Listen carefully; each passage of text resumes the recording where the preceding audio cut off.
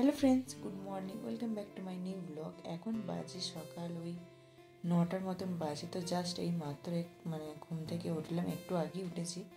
তো যাই হোক, তারপর উঠে আগে স্নান করে নিয়েছি, তারপর একটুখানি রেডি হয়ে নিয়েছি, কারণ আজ হচ্ছে আমার এখানে লাস্ট দিন আমাদের হোটেলে। তো আজকে কিন্তু আমরা বেরিয়ে যাব, আমাদের সন্ধে ওই 7:30 কি 7:45 সময় ট্রেন আছে। তো আবার আমাদেরকে ওই 5 ঘন্টা জার্নি করে এনজেপি যেতে হবে। খুবই কষ্টকর একটা ব্যাপার, আসতে একটুখানি কষ্টই হয়েছিল, আবার যেতে জানি না কি না হবে। তো যাই হোক, তো চলো, স্নান টান করা হয়ে গেছে, এখন কিছু খাওয়া দাওয়া কিছুই করিনি, চাও খাইনি।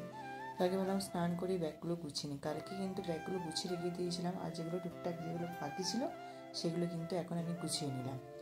তো যাই হোক, তো চলো এখন একটুখানি চা আগে খাই, তারপর এ করবো। ও আজকে কি বলবো, আজকে ওয়েদারটা এতটাই খারাপ, কিছুই দেখা যাচ্ছে না। তোমাদেরকে একবার দেখাই, চলো। একদম কুয়াশা ভরা একটা সকাল, কোনো রোদের কোনো কি বলবো, মুখই দেখা যাচ্ছে না। দাঁড়াও, রে বাপরে, চলো তোমরা একবার দেখে নাও। দেখো কি অবস্থা, পাহাড় তো কিছুই দেখা যাচ্ছে না, মানুষজন কিছুই দেখা যাচ্ছে না, একদম কুয়াশা। তারপর না বৃষ্টিও হয়েছিল মনে হচ্ছে রাতের দিকে। দেখো কি অবস্থা, দেখো কালকে তাও পাহাড়টা দেখা যাচ্ছিল, আজকে তো কিছুই দেখা যাচ্ছে না।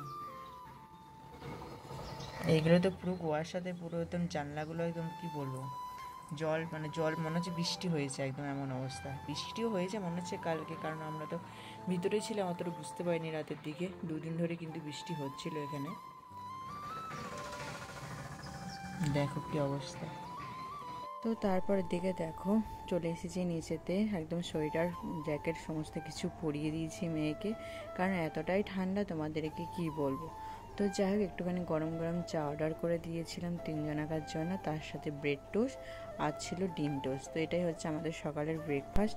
খাওয়া দাওয়ার পরে এখন আমরা হাঁটতে হাঁটতে যাচ্ছি হচ্ছে আমাদের এমজি রোডে। তো টুকিটাকি কিছু কেনাকাটি ছিল, কারণ আজকেই তো আমরা প্রায় 12টার সময় বেরিয়ে যাব এখান থেকে।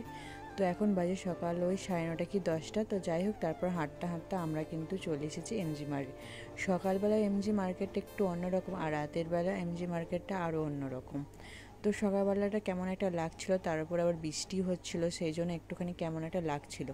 তারপর এদিকে দেখো একটা গিফটের দোকানে চলে এসেছি আমরা। তো এখানে অনেক সুন্দর সুন্দর এই যে ব্যাগগুলো দেখতে ভালো লাগছিল, আরও অনেক সুন্দর সুন্দর জিনিস ছিল। তো এখান থেকে না নিয়ে আমাদের পাশে আর এক দোকানে গিয়ে আমরা এই বুদ্ধদেব, তারপরে আরও অনেক কিছু জিনিস কিন্তু কেনাকাটা করেছিলাম। অবশ্যই তোমাদের বাড়ি গিয়ে শেয়ার করবো যে কী কী কেনাকাটা করেছি। তো যাই হোক, খুব সুন্দর সুন্দর এখানে শোপিসগুলো ছিল, বেশ কিন্তু ভালো লাগছিল। তো এখানকার জিনিসগুলি কিন্তু একদম অন্যরকম, এখানকার জিনিস আবার আমাদের ওখানে পাওয়া যাবে না। এই হারগুলো দেখো কত সুন্দর লাগছিল, আর সবথেকে ভালো লাগছিল যে দেয়ালে যে ওয়ালপেপারের মতন যে এইগুলো, সেগুলো কিন্তু বেশি ভালো লাগছিল। তো যাই হোক, বরকে বললাম একটা কিনে দাও, তারপর কিনে নিয়ে তারপর এদিকে দেখো আমাদের গাড়ি কিন্তু চলে এসেছে। অনেকটা পথ কিন্তু আমরা এসেছি, প্রায় 3 ঘন্টা প্রায় আমরা পেরিয়ে গেছি। তারপর গাড়িতে একটুখানি বসেছিলাম, একদম ভালো লাগছিল, ড্রাইভারে গিয়েছিলো খেতে।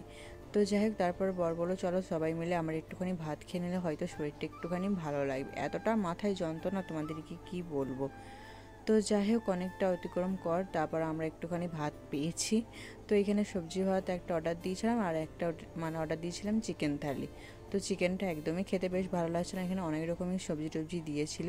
তারপরে এই যে দেখো, আবার কিন্তু আমরা গাড়িতে বসে বসে সেই তিস্তা নদী, এত সুন্দর লাগছিল না, ভেবেছিলাম একটুখানি দাঁড়িয়ে ফটো তুলবো, কিন্তু শরীরটা একদমই ভালো লাগছিল না, মনে হচ্ছিলো কখন যে এই পাহাড়টা শেষ করব, কখন আমরা ট্রেনে উঠে একটুখানি শোবো, এতটাই শরীরটা খুব কষ্ট লাগছিলো। মেয়েরও খুব শরীর খারাপ করছিল, আর বরের তো করছিল। প্রায় 12টার সময় আমরা বেরিয়েছি, আর আমরা স্টেশনে পৌঁছেছি প্রায় 5:30 কি 6টার সময়।